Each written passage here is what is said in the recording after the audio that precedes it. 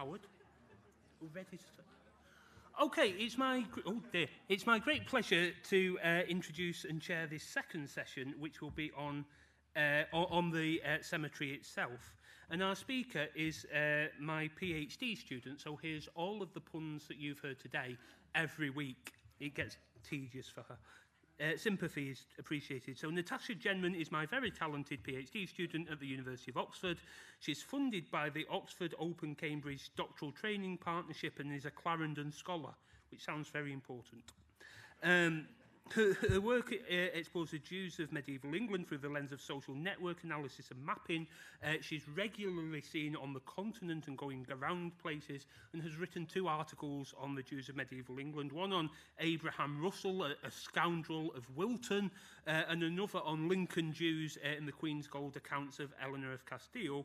And she is the co-author of the Medieval Jewish Lincoln Walking Tour, the new one, not the old one. I wasn't directing it at her before. And today she will be speaking about Memory Beneath Our Feet, the cemetery under the Barbican. Tash.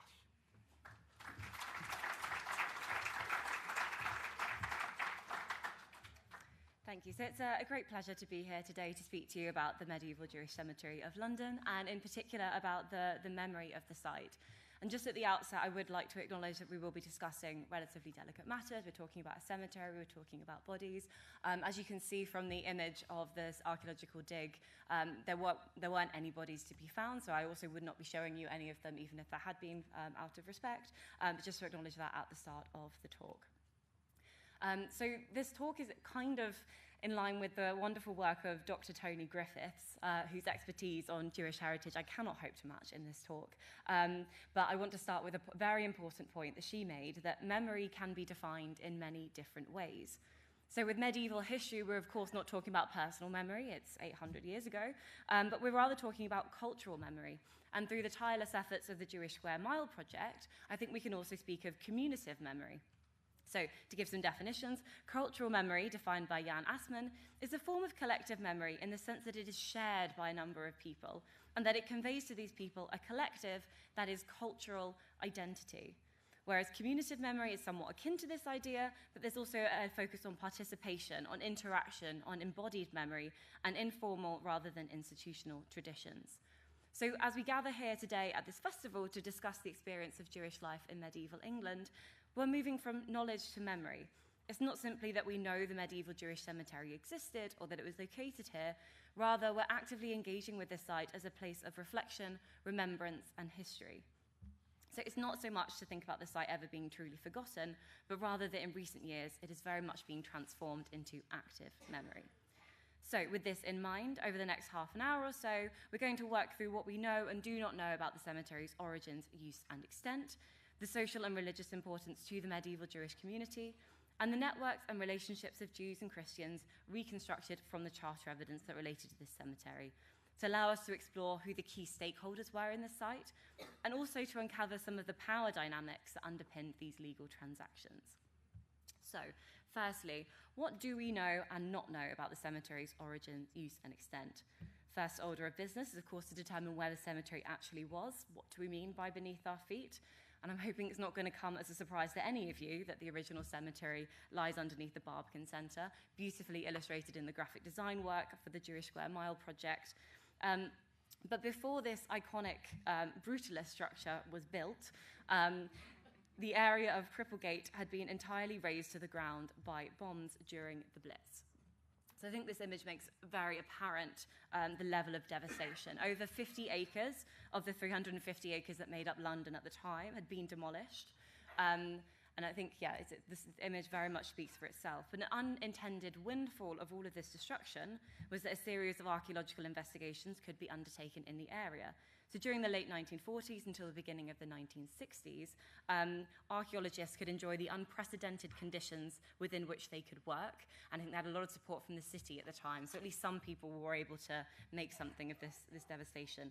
And the preliminary findings of these investigations were then published in this volume by W.F. Grimes, although he made the caveat that all of the information that had been unearthed, forgive the pun, would inevitably require further study and attention.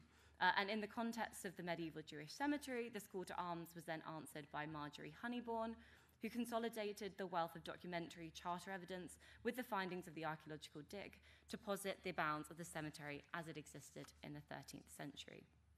So here you can see the diagram that Honeybourne drafted, showing the conjectural boundaries of the site alongside the modern rendering of how these borders map onto the site today. So you can very much see that familiar site that's all across the Jewish Square Mile project. In terms of the site's proximity to the medieval city, you might be able to tell from this diagram that it sat just beyond the city walls, very close to Cripplegate. So that darker line there is the boundaries of the city. And then in between the two roads that should also be visible there, on the left you've got Aldersgate Street, and on the right you've got Red Cross Street. So the important caveat to make here is that this site, as visualised, is not a fixed form throughout the medieval period. This is probably the closest indication we're getting to what it looked like at the very end of the period, at the time of expulsion. And a lot of the contemporary evidence from the charters only survives from the last few decades of settlement, so 1250 onwards. And indeed, the references to the site that are actually most helpful all come from the 13th and the 14th centuries. And through the way that neighbouring houses were located, they managed to offer a glimpse of the pre-expulsion cemetery almost through negative space. So these transactions are principally recorded in the cartulary of the Goldsmith Company of London, who would eventually become the owners of this site, when in 1426, one of their own, Hugh Weatherby, he died and he bequeathed the land that was then known as Jewen Garden to the wardens of the Goldsmiths Company of London. So all of the documentation regarding the limits and sales of this property became of particular interest to the Goldsmiths. So they essentially had all of these charters that documented the bounds of that property copied into a large book, which is the cartulary. And I like to think of this as similar to a lever arch file when you're putting all of your insurance documents in one place, so you've got it for easy access. And this is great news for us because it becomes much easier to trace the site, even all the way back to the 13th century, and the acquisitions of prominent members of the Jewish community to expand the borders of the cemetery. Now, these documents are of particular interest, so we're going to return to the phrasing of some of the witnesses later in the talk. But for now, to summarise these transactions in a way that is hopefully meaningful, between 1267 and 1285, members of the Jewish community acquired a number of adjoining plots in order to enlarge the cemetery. And one of the largest purchases took place in 1268, when Jacob of Oxford purchased some land for just over £3 on behalf of the whole Jewish community of a curtilage that was planted with trees, and this area measured about 12,500 square feet, so a much better rate of land to money than you'd get today. So much of the land that was purchased as additions to these sites are described as curtilages. So these are essentially enclosed land additional to the principal building of a property. So the land that was being purchased for the cemetery to add to it was essentially the front gardens or the back gardens of the houses that surrounded it. One of the earlier purchases that has, I think, been mentioned by Dean was a garden plot belonging to a nearby property that was sold to Elias, son of Master Moses, Elijah Menahem, the rabbi, who has 8 different professions, and he was acting on behalf of the Jewish community as the warden of the cemetery at the time. And then further small pieces of land were acquired in the following decades. And altogether, these acquisitions added roughly 16,000 square feet of land north of the gate, so enlarging the cemetery as they went to meet the needs of the community. So collectively, these documents indicate that the burial ground occupied quite a substantial area extending westwards from the main highway and close to the line of the London Southern Ditch. And by the end of the 13th century, this plot of land was evidently substantial and was approximately 2.5 acres. And I should add that it's estimated that the original cemetery, before all of these acquisitions, was about 1.5 acres. So who was actually using this cemetery? In the first half of the 12th century, London was the only Jewish community in England. However, by 1159, we know that there were now Jewish settlements established further afield in places like Norwich, Cambridge, Oxford, Northampton, and to save the best for last, Lincoln. All of these communities would have used the London cemetery before 1177, as before this time, this was the only permitted site for Jewish burial, as the chronicler Roger of Howden tells us. And sorry, just to explain the map, because I think my key got cut off by myself inadvertently.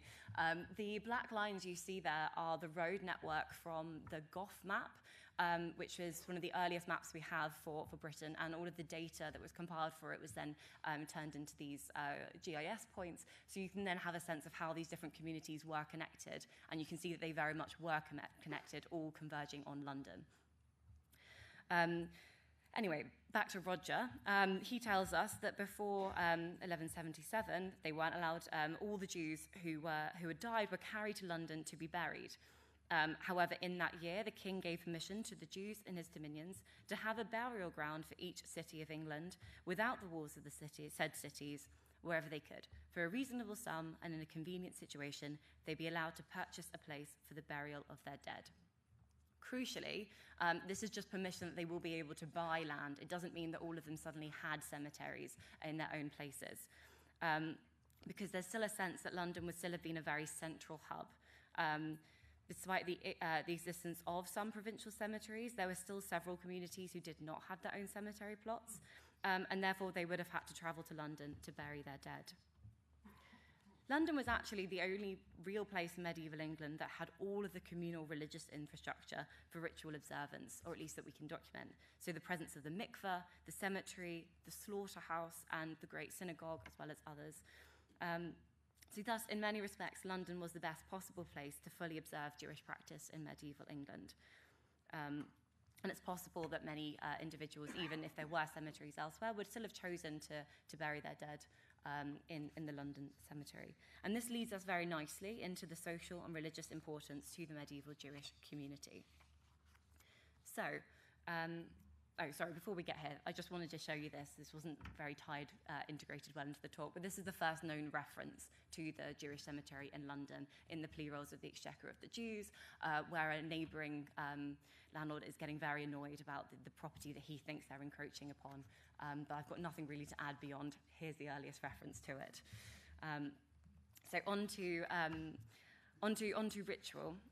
So the social and religious importance of the cemetery to the medieval Jewish community. Burial was, and of course is, a moment of profound ritual sanctity.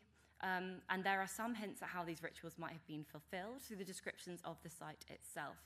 And there's actually also evidence from other places, such as Winchester, of a laving stone. So this was something that was sold in 1290, and it was recorded that they had a stone of the value of 4 shillings on which the Jews washed their corpses before burial. So you have a sense from other places they did have these infrastructure or these things that they used for their rituals, but unfortunately we don't have the same for London. What we can say is that in the descriptions of the site from property transactions post-expulsion, there was reference to a dovecot included on the property. And conjecturally, and I do emphasise conjecturally, this could have been a small mortuary building used for ritual purposes. But this is, of course, something unsubstantiated in the documentary record and which does not survive for a material examination. So all we can say for certain is that in the century that followed, there was certainly a dovecot, and it's possible that this building had existed during the period the site was an active cemetery. However, as it's noted that London was replete with a higher level of communal infrastructure than other communities, it seems reasonable to assume that if anywhere was to have a wash house and to have these things that are necessary for that ritual observance, it would be London. So in addition to the dovecot, many of the descriptions also note the pond in the garden, which had actually been referenced in a much earlier charter from 1067, that on this site there was a rivulet of springs, and this was later called Crowd as well. So this therefore implies that this was the site of living water, if this was a natural spring, and therefore that could have been used for the ritual cleansing of the body before burial. But unfortunately, there's very little more that can be said specifically regarding London, because as you saw from the very first image of the archaeological dig, they found the grave cuts. There's not really much more material evidence that we can use to speak on the burial practice from that sense. From the documentary records, however, we are standing on slightly firmer ground, and what they can reveal is that the maintenance of the cemetery was absolutely a communal undertaking. There are very few brief references to individual donations. So, for example, in 1285, a man named Abraham Moton donated his house in Wood Street to the cemetery. But also, on the 28th of July, 1250, we know that the Jews of London were granted the privilege that their rabbis, the masters of law, were able to excommunicate those Jewish individuals who weren't paying for the maintenance of the London cemetery. And in typical kingly fashion, the fines associated with excommunication would then go to the royal exchequer, but this is perhaps a cost that the Jewish community were willing to pay in order to get people to start coughing up their fees. But what does excommunication in this context actually mean? So excommunication, or harem, was not an absolute punishment. It was something decreed, and the individual who was excommunicated was essentially under this ruling for 40 days, during which time they could repent, they could redeem themselves, or they could, and I quote, persist in the excommunication, at which point this became absolute, and they were cast out from the Jewish cemetery. I should note that the king or the royal exchequer had some invested interest in this, because if you became an excommunicate Jew, it also meant you lost your goods and chattels. They became forfeit to the crown, and this is documented in the case of King of Northampton. Now, this is maybe somewhat irrelevant to the discussion of the cemetery, but I also wanted to note there are a few examples of medieval English Jews being decreed excommunicated in a Christian context.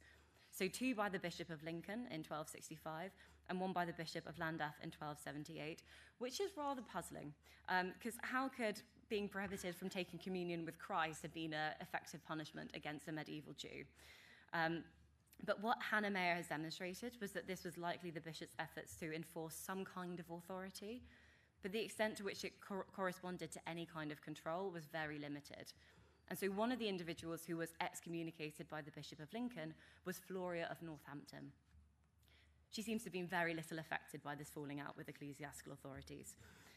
She maintained very strong relationships with the crown. She was also a creditor, and she managed to reclaim lots of her payments through the traditional channels. And what is more, it did not diminish her standing in the Jewish community, because she subsequently remarried a no less illustrious person than Master Elias, son of Master Moses, Rabbi Elijah Menahem. And it's through this marriage that it then becomes a London story once again, because she then moved to London and established herself in the capital city. And as we know, I can then tie that into the cemetery, because Master Elias was the warden of the cemetery in the 1250s. And we're going to explore this family that Floria married into in the final section of this talk. But to bring us back to the idea of communal payments, it's also interesting to note that there are a few examples of payments towards the cemetery being used as penalty clauses in Jewish transactions. So these clauses set out that if the conditions of the contract were unfulfilled, then the grantor or vendor would have to pay a fine as a penalty. So sometimes these could be payment of a sum to the king or the queen, but occasionally these were to communal institutions, so such as a synagogue, or in 2 cases, to the London cemetery.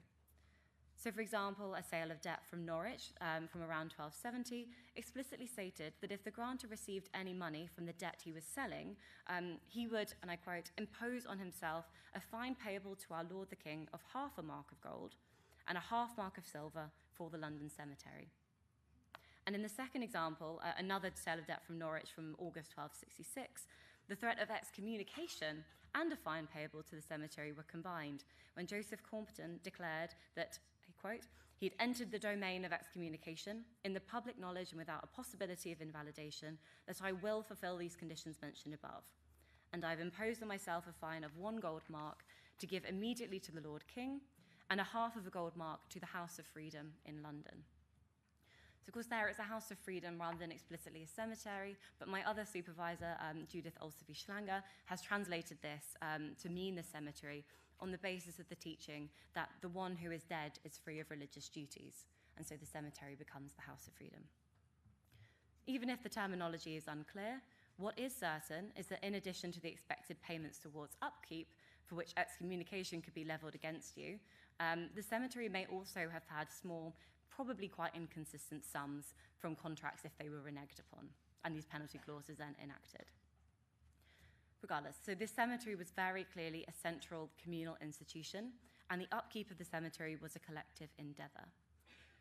In death, the cemetery was also a unifying place, for it was very explicitly for the entirety of the Jewish community, as even the charter records for the sales of land specified that this plot was to be used for the cemetery, and I quote, to bury in that plot as they wish, both the damned and those not damned.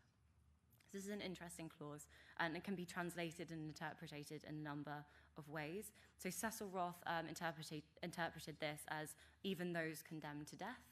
And Joe Hillaby viewed this specifically in the context of a 1236 case in Winchester when a Jewish man was refused burial in the cemetery.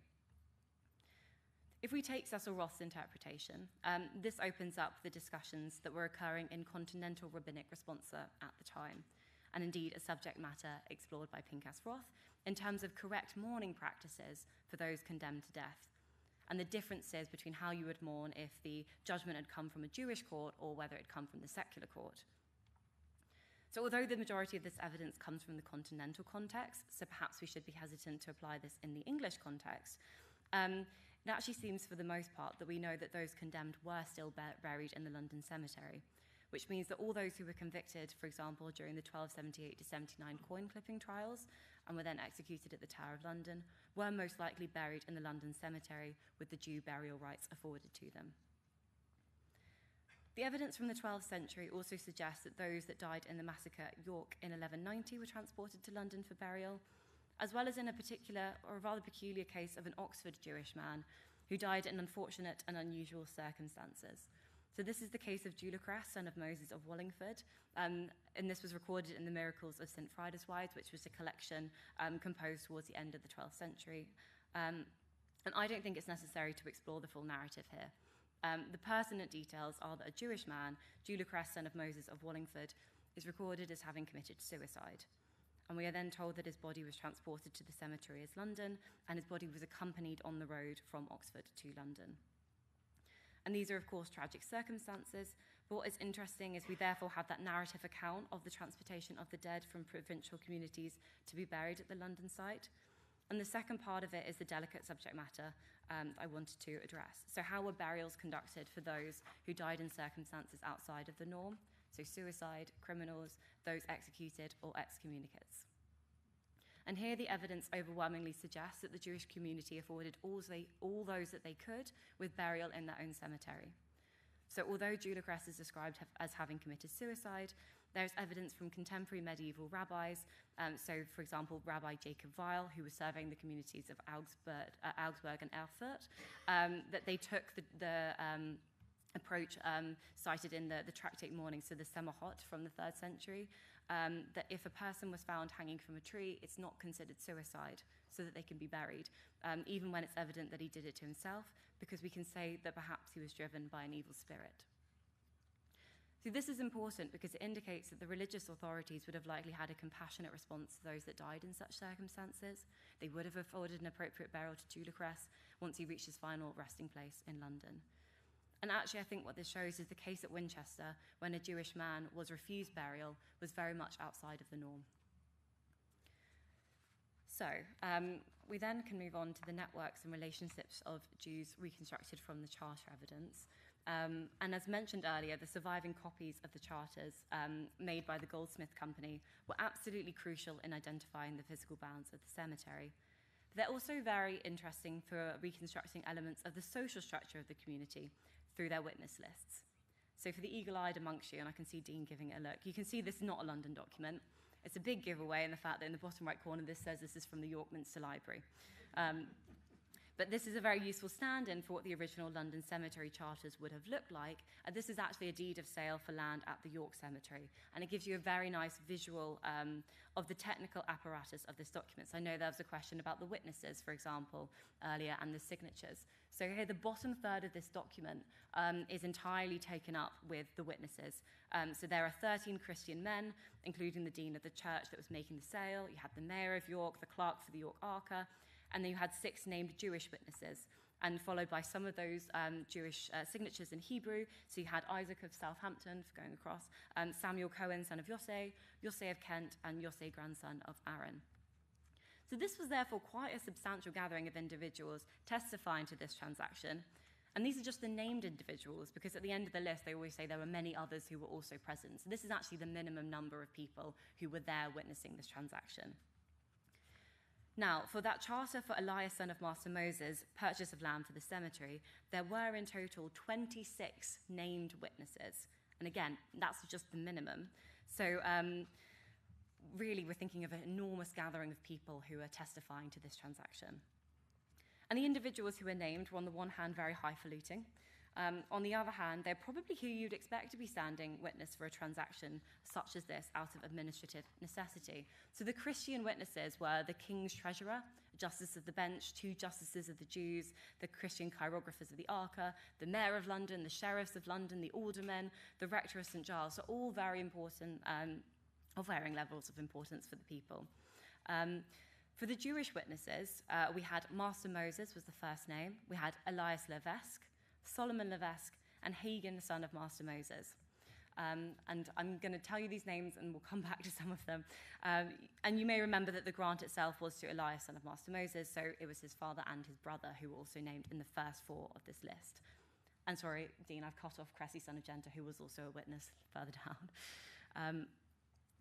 So we're going to focus on these first 4 because of the underlying drama that took place. So at this point, Elias Levesque was the Archpresbyter Judaeorum, so the chief representative of Jews in England, and he'd held this position since 1243. In this position, he'd been in charge of overseeing some tallage collections, and he'd worked very closely with Philip Lavelle, the king's treasurer, who was the first witness in this document, to expedite what was supposedly arduous business in London and Canterbury. It's interesting that this property deed is dated 1256, because Elias was very soon to lose his position as the most preeminent Jewish individual in the land. For in 1257, he was charged with a great trespass committed against the king and his brother, Richard. So Richard, this is Richard of Cornwall, had by then been elected king of the Romans, and they alleged that Elias Levesque had been helping himself to debts that were supposed to make their way to Richard of Cornwall, so he collected parts of it beforehand. So you have to think if he'd had the penalty clause that's saying he'd have to pay to the cemetery, he would have had to make some quite substantial payments. So he was then alleged for this crime. He'd then been deposed following these allegations, and the English jury had to find a new archpresbyter. And they actually paid 3 gold marks to the crown to make sure that Elias would never again hold that position. And they also paid for the privilege that they would then be able to elect their own representative to the new position, and that would then pass to the king for his own assent and favour. And this then paved the way for the appointment in February 1258 of Hagen, son of Master Moses, our 4th witness in the list. And this actually signalled a new ascendant family in the London Jewry, one who had the support of the King of the Romans, Richard of Cornwall. This business was about to become even more convoluted, because Elias Levesque was not going to take this overhaul lying down. And in the same year, 1258, at 6 a.m. on Saturday, the 14th of December, the new Archpresbyter Hagen was walking down Colechurch Street when a man named John Ferrant attempted to assassinate him. Thankfully, there were passers-by, both Jews and Christians, who were able to intervene, and they saved Hagen from his would-be murderer. The failed assassin then turned tail and fled all the way back to his patron's house. Not a great idea if you're wanting to stay undercover. And who else would it be than Elias Levesque? So he'd orchestrated this attack, no doubt, as an act of revenge, and couldn't stand to see Hagen suddenly taking his position. So whilst in prison, awaiting the trial for this assassination attempt, Elias must have realised that his options were limited, and he decided to convert to Christianity. So he adopted the name Henry, perhaps as a way of currying favour with Henry III, or perhaps because Henry had sponsored his conversion. Either way, this proved his golden ticket out of the murder charge. The conversion wiped his criminal record clean, although at the cost of his community. However, it seems safe to say that he'd likely burnt most bridges with the Jewish community by this point, and there would have been very few who would welcome him back with open arms. To twist the proverbial knife, out of Elias Levesque's confiscated property, none other than Elias, son of Master Moses, purchased all of his not all of his, but some of his confiscated property, so actually moved into his house. So the sons of Master Moses, as the new ascendant family in London, would then dominate the London Jewry for the following 2 decades. But what you get in this charter for the cemetery is this very interesting snapshot where you had all of these men in the same place at the same time witnessing this transaction, and where the potential hierarchy of the witness list placed Master Moses first, followed by Elias Levesque and his brother, and with Hagen following these names in that order. And little would they know what was to come in the coming years, and the dramatic overturning of this hierarchy caused by intrigue, plots, and criminal trials. So to draw this talk to a needed end and bring you all closer to lunch, for which I'm sure you're grateful, I wanted to bring us back to the topic of memory, of cultural memory, and of communicative memory. So something that I hope you might have drawn out from this talk is the theme of absence.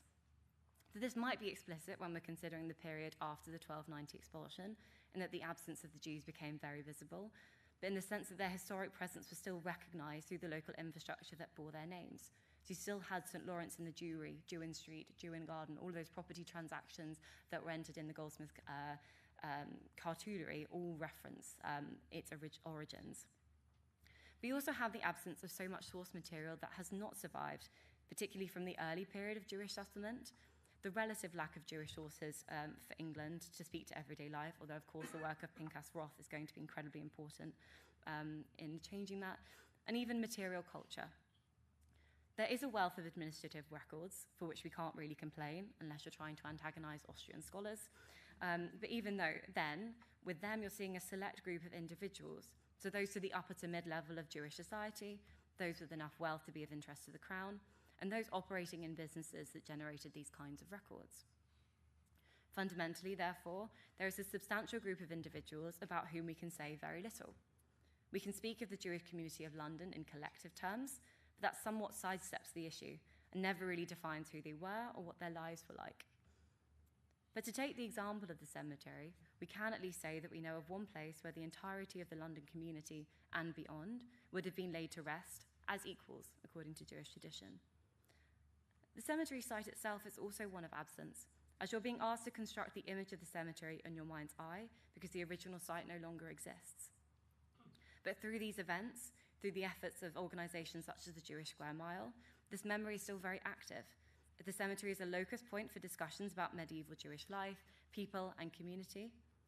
And so with that, I hope we've satisfactorily covered the extent of the cemetery's origins and its use, the social and religious milieu of the site, and some of the personal networks that are revealed through the cemetery charters to reconstruct some of the surviving memory beneath our feet. Thank you very much for listening.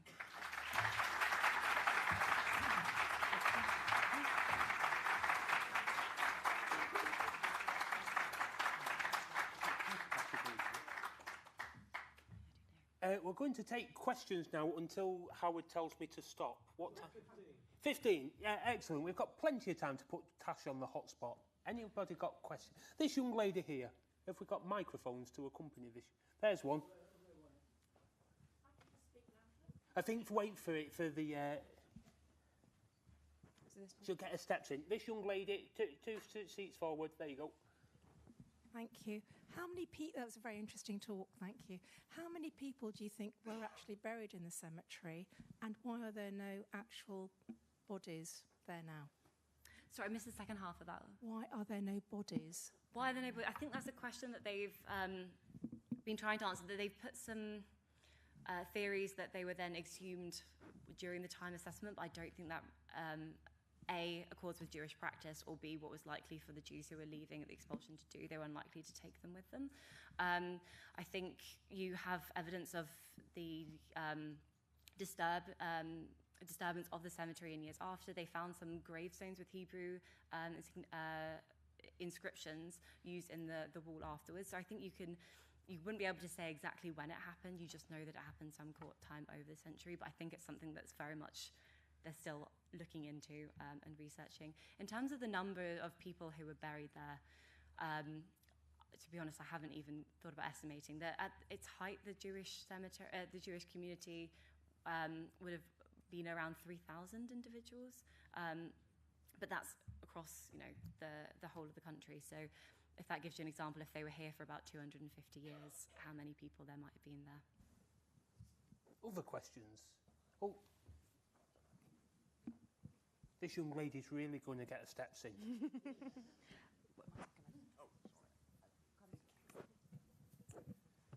Thank you for a very interesting lecture. I was just wondering, those that couldn't afford to participate, if that's the right word, were they excommunicated on those grounds? I think, so there's evidence from, in other contexts, that those poorer members of the Jewish community, it was expected that those richer would donate more money so that they would then be sort of covered by that in lots of other areas of Jewish life as well. So I think this expectation was only for those that could pay and were refusing to, rather than those who were unable to, because there was as a community, you financially supported those at the bottom end, and there's evidence of that throughout the period. I have two questions. Number one, when people used to, we talk about people from Exeter, Penzance, Cornwall, probably in the north of Scotland, York, Norwich, those type of places.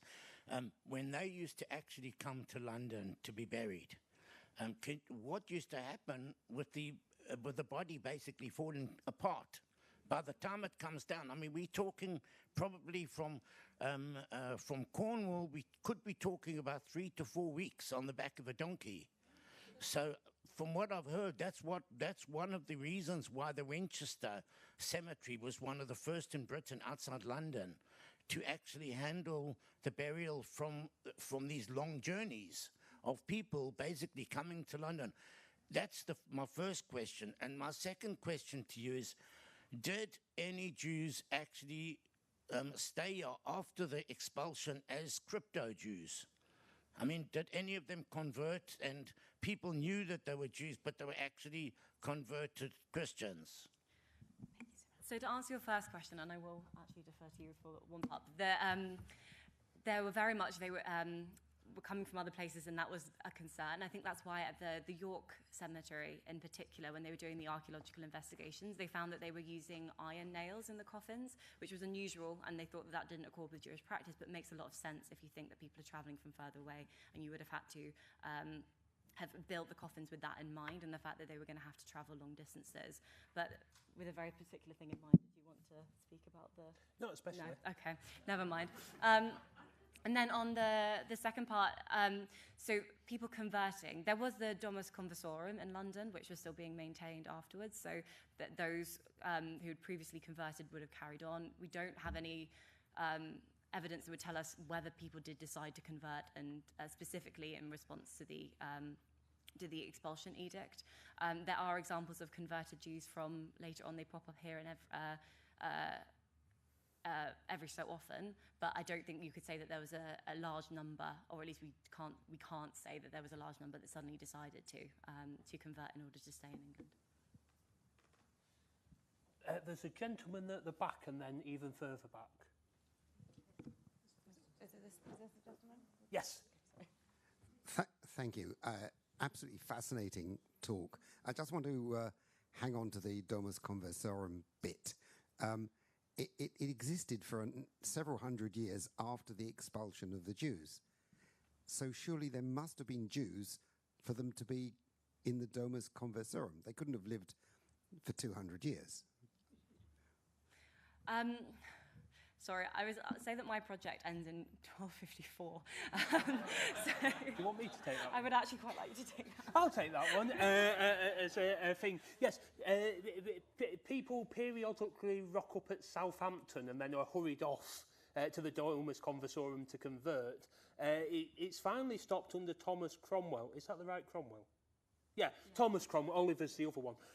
Thomas Cromwell, it takes it over. It then becomes a public record office on Chancery Lane. I think you can still see part of it in the bike shed, but it's only 1 or 2, possibly 3 by that point. Jews periodically turn up and then convert and are there, but no actual Jews, fundamentally. 2 questions, if I may. Even if I can't. First of all, do you know if any attempt has been made to use things like ground-penetrating radar to look at the grave locations? And secondly, relatedly, do any of the gravestones appear in St Giles Cripplegate or any of the other local buildings that might indicate information about who was buried there? Well, I think St Giles Cripplegate was entirely rebuilt following the destruction. So I don't think there. I don't know of any other places where they popped up. the Hebrew inscriptions that we see are actually documented in antiquarian records, so we've sort of got copies of them rather than being able to look at the tombstones themselves. Sorry, I've forgotten your first part of your question. Ground penetrating radar. I'm afraid I'm not an archaeologist and I actually have no idea. I think they didn't have that at the time, and obviously then it's now been built up. I don't know whether there are any plans to look at that with more modern methods. Over the back corner. Oh, it's a race now. Go on. By a nose.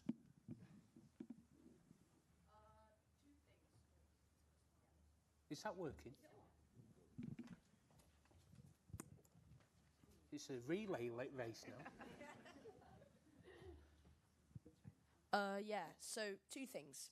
One, if the cemetery in London, for example, got too filled up, like if there was not enough graves, would you have to move to one thing actually?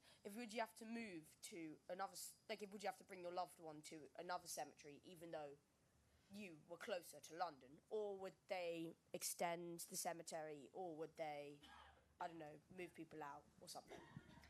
I mean, I think because we've got those documented property, the land transactions from the second half of the century, it's very clear that they were expanding the cemetery, presumably with that in mind, to make sure that they could accommodate. So yeah, I think they expanded the cemetery rather than moving from London elsewhere. And it starts as 2 and then they meet in the middle. So they can't originally get the land in the middle. So there are 2 cemeteries and then it becomes 1 through expansion. Other questions? There's 2 there, 1 there, and then we'll come to the front to get your steps up. Thank you very much. Culturally, Jewish people bury their lost people the next day. What you're telling us is that sometimes it took weeks. At what point did we decide we're going to bury them the next day? Well, I think part of it is you bury them as soon as you can, right? If it's the Jewish tradition, obviously you want them to be buried and in the ground as soon as possible. And if that's not possible to bury them in a Jewish cemetery that's further away, you're going to have to make that decision and choose to bury them a bit later. I think there is some points, again, this is from Pinchas Roth in the rabbinic responsa, in that was acknowledged, and that then influenced the Shiva and the mourning periods, because it then started from the moment, and so it was much longer than it would be nowadays, because it started from the moment of death, and then even then from the point of burial. So it was sort of acknowledged part of Jewish life in medieval England, that you, I don't want to say like make do with what you can, but you're doing the best, I presume, for your religious observance with the trials and challenges in place, even if it's not according to what we'd probably assume modern practice to be today. There was one round here somewhere. Go for it. Yeah, hi, thank you very much. I'm personally pleased that the cemetery wasn't more well known previously, because during the 50s that was my playground, and if my father had known it was on a cemetery, I would never have been able to play. So, yeah.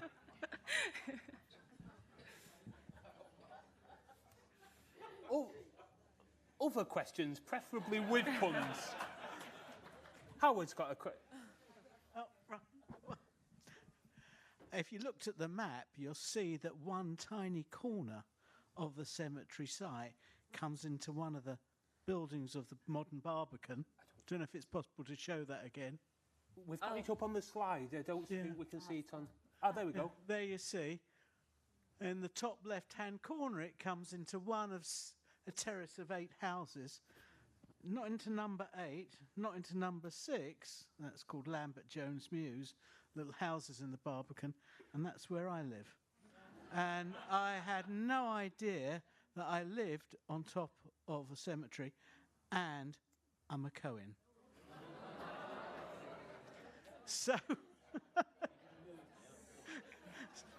So my wife, who's also a trustee, confines me to an area by the front door.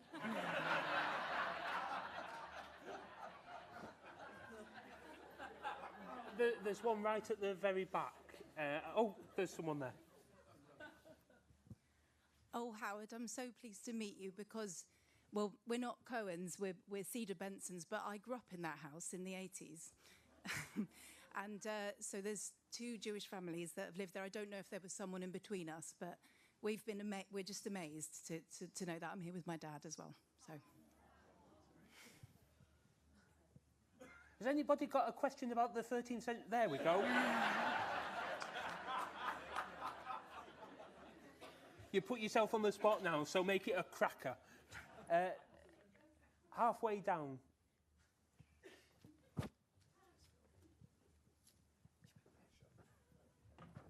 Thank you. I don't know if it's outside of your area, because you said your stuff filtered in 1254. Obviously, Jews were expelled in 1290. Do we have any records for how long the cemetery remained as ground and before it got replaced by something else? So that's, sorry, I clearly didn't explain this very well. That's what we see through the cartulary of the Goldsmiths Record of London, is that it then starts being referred to as Jew's Garden, Jewin Garden, and it became sort of in Stowe's description of London in the 16th century, it was still described as a very lovely garden with a pond and with trees. So it remained that kind of site for centuries afterwards, and retained Stowe as well acknowledged that it used to be the place where Jewish burials, or it had the association with the Jews. So yeah, it retained that like grassy land for a while. Can I sneak in who was looking after it then after they got expelled and to keep it nice? Someone, which I can't remember the name exactly of who bought it, but it got purchased and it was just then private property. So it wasn't maintained as a public site, it was just then passed through various hands. That gentleman there, please.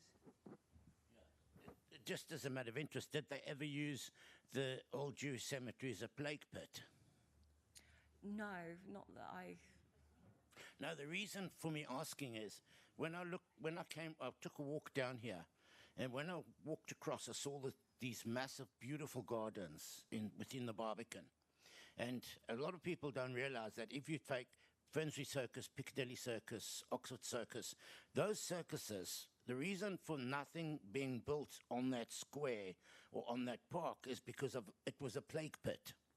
And they called it a circus, like Finsbury Circus is a perfect example. There's about 600,000 people buried there.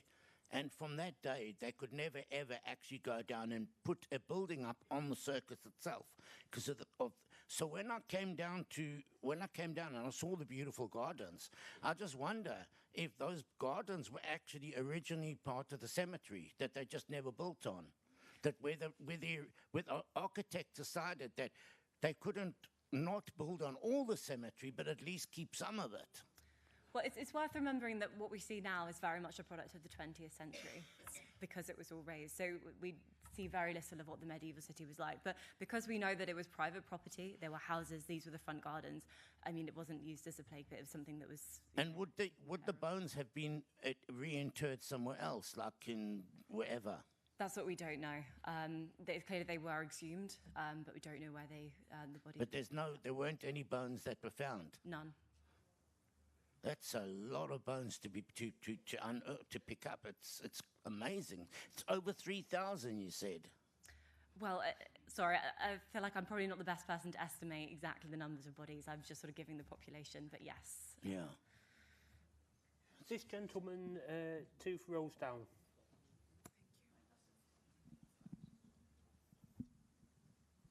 Following on, the cemetery was bought for communal purposes, and then you say a century or so later it was sold. But legally, what happened to the ownership on the expulsion? On the expulsion, so yes, it went from being the communal ownership of the Jews to it was confiscated as part of all Jewish property on the expulsion.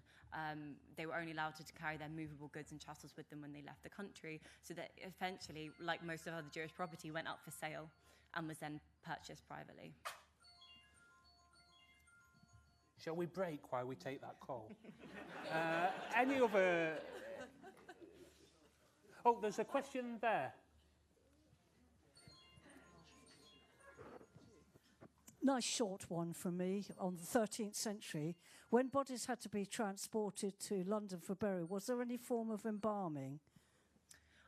I mean, you would presume, I think you'd presume that there were ways of preparing the body. Again, this is from the York evidence. They did find cloths in the grave cuts that they found, so it did seem like the bodies were prepared. The other thing they found was that the sorry, it's quite graphic. The skeletons, their arms were much more consistently by their sides, which differed very much from the Christian graves that they found, where the arms were often in disarticulated positions. So it seemed to be that they were prepared before burial, and they particularly found that from the ones that they had the iron nails in, and they made the assumption, interpreted that they could have been from further away, like somewhere from Lincoln, and so that preparation was visible in the evidence from York.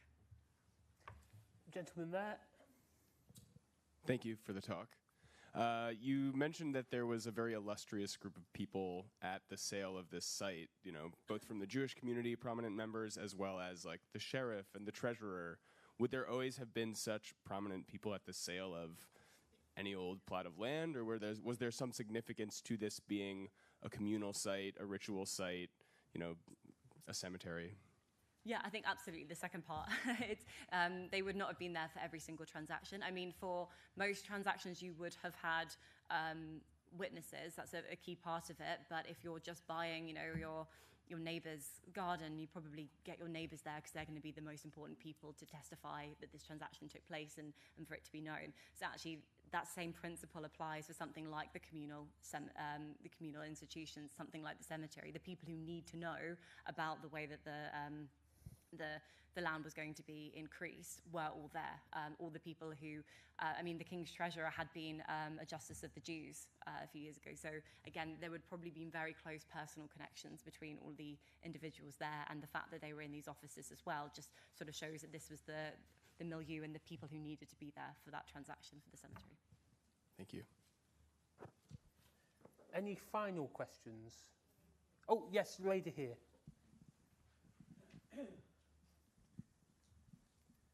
Seems like a silly question, but was there not one discernible name that you could take out from the whole cemetery, a stone or something that you could follow, perhaps down a family or make other investigations about?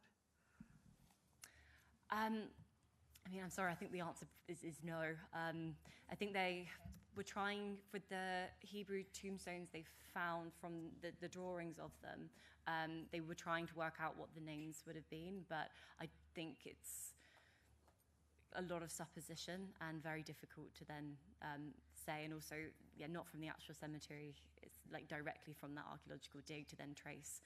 So yeah, unfortunately, I think the answer is no. This gentleman will take the final question, so it'll be the best of the questions. It's very interesting. I'm just thinking now, how does one actually get rid of the bones from 3,000 people? It's not a small amount. No, but it's very interesting because you have where the Barbican is today. You have the cemetery here. You have Smithfield's meat market just around the corner, not far from here, and I can actually, I'm not talking about taking the bodies to the meat. That's not what I'm talking about. But you had in the 15th, 16th, 17th century, 18th century, you had something called bone grubbers. And what they used to do is these guys used to go to the wherever, rubbish dumps, cemeteries. They even used to go to the sewers. And they used to find bones, just bone. And then they used to take that down to the glue factories and sell it to the glue factories. So I'm thinking that if 3,000 people disappeared, they were probably they were probably taken by bone grubbers. It's very possible. Has anything like that ever been looked at? Yeah, I'll take that, which is to say we're in the most developed and redeveloped part of the City of London. And Yeah. thus, it's always been dug up, so it's not a case of you doing it all in one go. You might find a wrist here, whatever. Like, I'm not that kind of doctor, so I can't tell you what you're finding. But fundamentally, this is done over basically a millennium of digging up the city. So it's just been this random churn. You're just chucking things away when it's coming out. There's no deliberate thing, and I don't think there's any evidence to suggest anything else. On which note, I think it's time for coffee, and less importantly, sandwiches.